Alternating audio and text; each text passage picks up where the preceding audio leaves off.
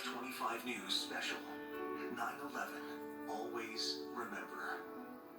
This memorial behind us is more than a piece of steel and much more than a historical artifact to a Wellington man. The former NYPD officer lost his son.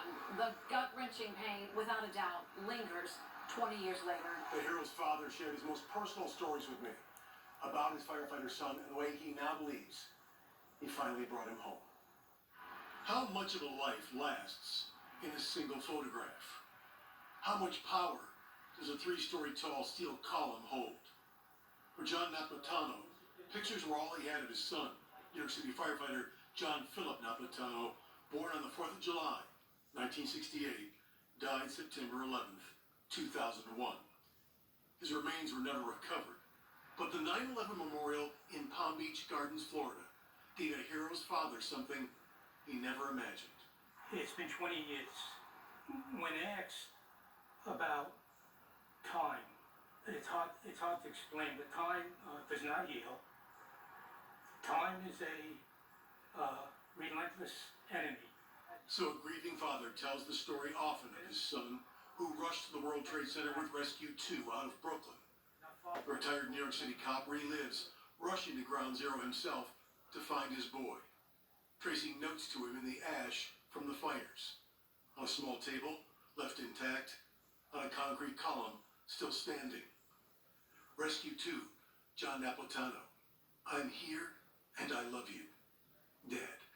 I wanted my son to know that I was there. I had hope that because he was unaccounted for, that he was somewhere working, or maybe hurt, and he'd be found. And I wanted him to know that somebody was there, that I was there. And when I was writing that message in the Trade Center ash, even though I had hope, I felt that if my son was looking down on me, I was telling him that I loved him. John Napolitano, the youngest member of Rescue 2, left behind a wife and 2 young daughters. Rescue 2 lost 7 men that day. The survivors told his father about the man they called the good son around the firehouse. John was special. And I heard from other firemen that when he first got to Rescue 2, the captain would test him, and he would always rise to the occasion. And in time, he grew to love him. And he would call him the good son, the good son. The good son. Oh, the good son is back. John kept the hard hat and work gloves he wore to claw through the rubble to find it, the mask and goggles to fight off the dust, grit, and fumes at Ground Zero.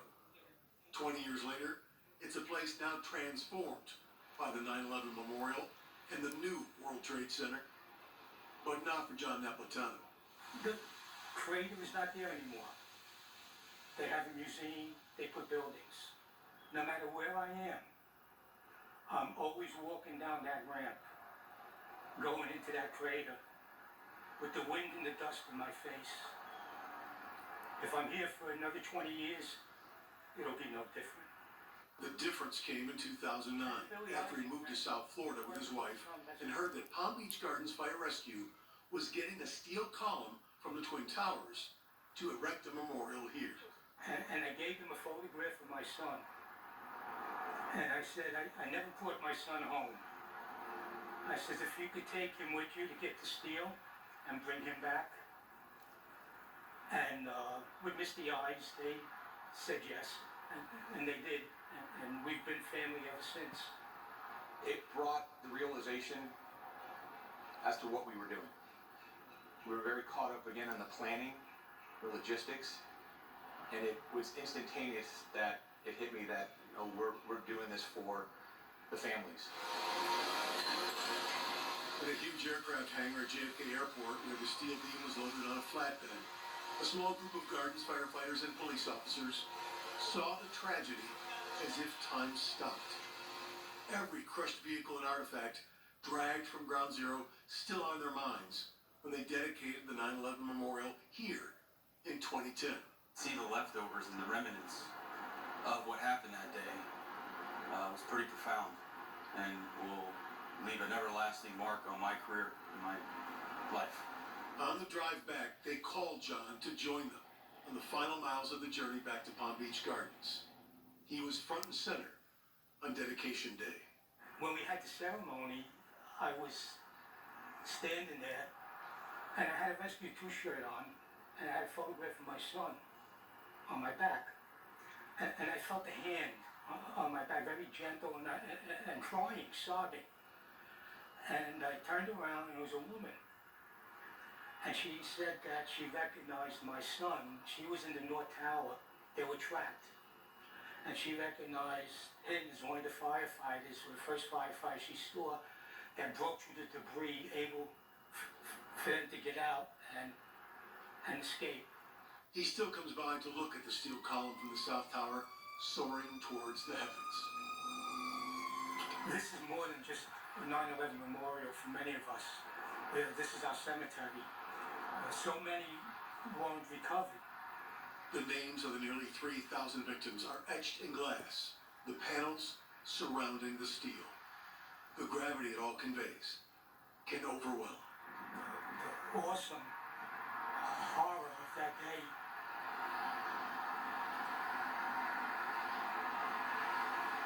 Kind of hard to see. But this is also a place where a photo and 12 tons of steel build an unbreakable bond. John, I don't know if you know this, but the photos you gave me that day, I always kept those. No. Sorry. I've kept with me, and I think of it often. You know, as an Italian, as a fellow New Yorker, as a father, your story it touches me probably more than you know. Well,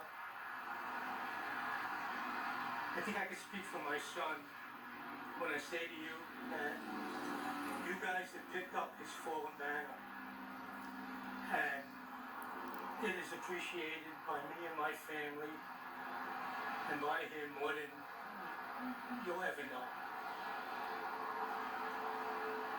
Mr. Napolitano proudly told me one of his granddaughters is now a volunteer firefighter at the very same Long Island firehouse where her dad served, and now wears his shield. Still, to this day, the largest forensic investigation ever